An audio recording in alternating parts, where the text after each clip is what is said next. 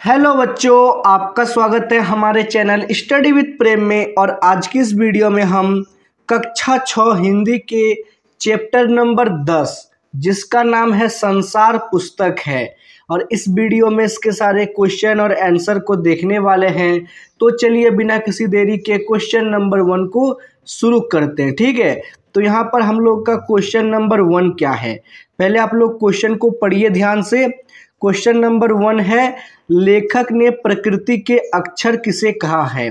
तो प्रकृति के अक्षर किसे कहा है, इसका उत्तर में मैंने लिखा है लेखक ने पेड़ पौधे, पत्थरों, नदियों, जंगलों, हड्डियों आदि प्राकृतिक चीज़ों को प्रकृति के अक्षर कहा है। इन सभी चीज़ों को जो है लेखक ने प्रकृति के अक्षर का नाम दिया है। ठीक है, क्वेश्चन नंबर 1 क्लियर हो गया, आप लोग समझ चुके हैं। चलिए क्वेश्चन नंबर 2 देख लेते हैं। क्वेश्चन नंबर 2 है, लाखों करोड़ों वर्ष पहले हमारी धरती कैसी थी। तो लेखक के अनुसार लाखों करोड़ों वर्ष पहले जो है हमारी धरती कैसी थी। तो उत्तर में आप लोगों को लिखना है लाखों करोड़ों वर्ष पूर्व हमारी धरती बहुत गर्म थी, इस पर जीवन जीवित नहीं रह सकता था। मतलब आज से जो है लाखों करोड़ों वर्ष पहले पृथ्वी एक आग का गोला था, उस पे जो है जीवन जीना संभव नहीं था, वो बहुत ही ज़्यादा गर्म था, उस पे जो है मानव अपना अस्तित्व नहीं जमा सकता था। ठीक है, तो हम लोगों ने देख लिया है कि लाखों करोड़ों वर्ष पहले पृथ्वी कैसा था। क्वेश्चन नंबर 2 भी समझ चुके हैं। चलिए क्वेश्चन नंबर 3 देख लेते हैं। तो यहाँ पर हम लोग का क्वेश्चन नंबर 3 है, दुनिया का पुराना हाल किन चीज़ों से जाना जाता है, कुछ चीज़ों के नाम लिखिए। मतलब अगर हम लोग को दुनिया के पुराना हाल में किस प्रकार पृथ्वी था उसके बारे में जानना है तो हम लोग कैसे जान सकते हैं। तो इसमें आपको उत्तर में लिखना है दुनिया का पुराना हाल पहाड़, समुद्र, नदियाँ, जंगल के जानवरों की पुरानी हड्डियाँ, पत्थर के टुकड़ों से जाना जा सकता है।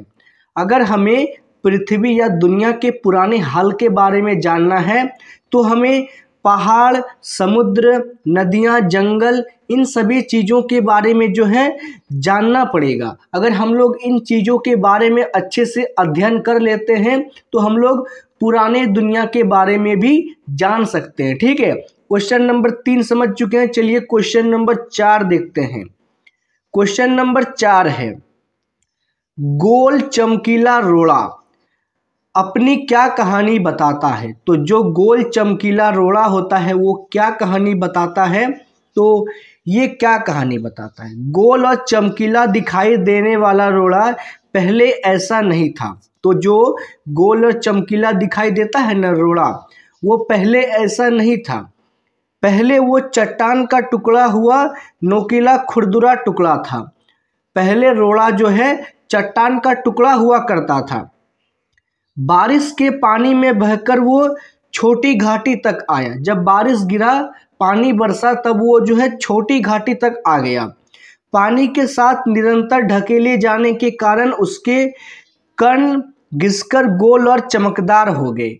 जब कोई चीज़ पानी में लगातार घिसती रहती है ना तो वो जो है गोल हो जाता है और चमकदार बन जाता है, इसलिए जो है वो रोड़ा गोल और चमकीला बन गया है। ठीक है, क्वेश्चन नंबर 4 हो गया, क्लियर है। ये रहा इसका क्वेश्चन और नीचे में इसका आंसर हम लोग देख चुके हैं। क्वेश्चन नंबर 5 देखते हैं। क्वेश्चन नंबर 5 का क्वेश्चन पढ़िए आप लोग पहले।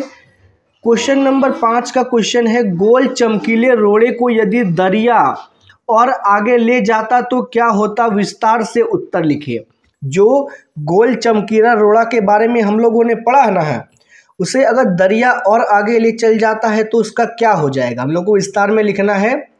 तो हम लोगों ने इसमें लिखा है गोल चमकीले रोड़े को अगर दरिया और आगे ले जाता है तो वो छोटे होते जाएंगे और अंत में बालू का एक कण बन जाएगा। जो गोल चमकीला रोड़ा है ना, उसको अगर दरिया और आगे ढकेलते हुए ले जाता है तो वो रोड़ा आगे चलकर जो है एक बालू का कण बन जाएगा, बहुत ही छोटा सा बालू का कण। ठीक है, और समुद्र के किनारे पहुंचकर अपने जैसे ही रेत के अन्य कणों में मिल जाएगा। जहां एक सुंदर बालू का किनारा बन जाता है, जिस प्रकार छोटे छोटे बच्चे खेलते और बालू के घरौंदे बनाते, लोग उस रेत को विभिन्न कामों में प्रयोग करते थे। अगर वो रोड़ा एक बार बालू बन जाता है तो वो समुद्र के किनारे चला जाएगा, जहाँ पर छोटे छोटे बच्चे बालू के घरौंदे बनाएंगे और लोग उस रेत का प्रयोग विभिन्न कामों में करेंगे। ठीक है, तो क्वेश्चन नंबर 5 भी समझ चुके हैं आप लोग। ये इसका क्वेश्चन है और ये रहा नीचे में इसका उत्तर। ठीक है, चलिए क्वेश्चन नंबर 6 देख लेते हैं। क्वेश्चन नंबर 6 है, क्वेश्चन नंबर 6 पढ़िए आप लोग पहले। नेहरू जी ने इस बात का हल्का सा संकेत दिया था कि दुनिया कैसे शुरू होगी, उन्होंने क्यों बताया, पाठ के आधार पर लिखो। तो हमें जो है पाठ के अनुसार ही इसका उत्तर लिखना है। तो इसके उत्तर में हम लोग लिखेंगे, नेहरू जी ने बताया कि पृथ्वी लाखों करोड़ों वर्ष पुरानी है। नेहरू जी बताते हैं हम लोग को कि पृथ्वी जो है ना वो लाखों करोड़ों वर्ष पुरानी है। यह पृथ्वी बहुत गर्म थी, मतलब अभी जिस पृथ्वी में हम लोग रहते हैं ना वो करोड़ों वर्ष पहले बहुत ही ज़्यादा गर्म था। इस पर कोई जानदार चीज नहीं रह सकती थी, मतलब जिसमें जीवन हो या कोई भी वस्तु जो है इतनी गर्म पृथ्वी पर नहीं रह सकता था। पहले यहाँ ना कोई आदमी था ना जानवर, पहले यहाँ पर कोई आदमी भी नहीं था और कोई जानवर भी नहीं था। जिन हम लोग आदमियों और जानवरों को देखते हैं ना वो मुश्किल से मुश्किल 10,000 से 20,000 साल पहले ही इस पृथ्वी पर आए हैं। ठीक है, करोड़ों वर्ष में जाकर धरती ठंडी हुई, धीरे धीरे ये वनस्पतियां पैदा होने लगी। मतलब करोड़ों वर्ष के बाद जो है ना ये धरती धीरे धीरे ठंडा पड़ने लगा, जिससे जो है इसमें बहुत सारे पेड़ पौधे वनस्पतियां पैदा हुई, फिर छोटे छोटे जीव जंतु पैदा हुए और फिर मनुष्य। इस तरह दुनिया की शुरुआत हुई। पहले पेड़ पौधों ने जो है जीवन जीना शुरू किया, फिर छोटे छोटे जीव जंतु पैदा हुए और फिर मनुष्य का इस पृथ्वी में आगमन हुआ। ठीक है, इस प्रकार जो है दुनिया की शुरुआत हुई। तो नेहरू जी ने जिस तरह बताया था हम लोगों ने उसी तरह ही लिख दिया है। तो ये रहा ऊपर में क्वेश्चन नंबर 6 का क्वेश्चन और ये रहा इसका उत्तर। ठीक है, उम्मीद है आपको ये चैप्टर समझ में आया होगा। मिलते हैं आपके साथ किसी नेक्स्ट वीडियो में। जय हिंद, जय भारत।